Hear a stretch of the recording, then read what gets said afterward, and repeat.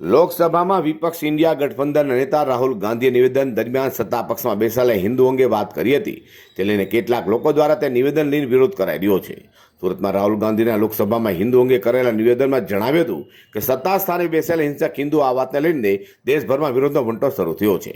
અંગે કોંગ્રેસી નેતા પ્રિયંકા ગાંધીએ ખુલાસો કર્યો હતો અને રાહુલ ગાંધીનું સત્તા સ્થાને બેસેલા હિંસક હિન્દુ અંગેનું નિવેદન ભાજપ માટે જ હતું તેમ જણાવ્યું હતું.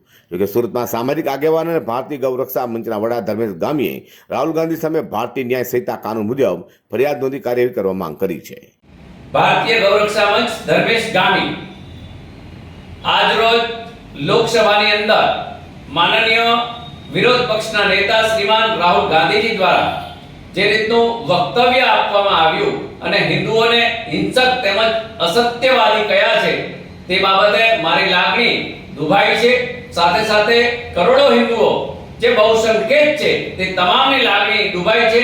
આજરોજ ઉમરા પોલીસ સ્ટેશનમાં મેં એમના વિરુદ્ધ અરજી આપી છે.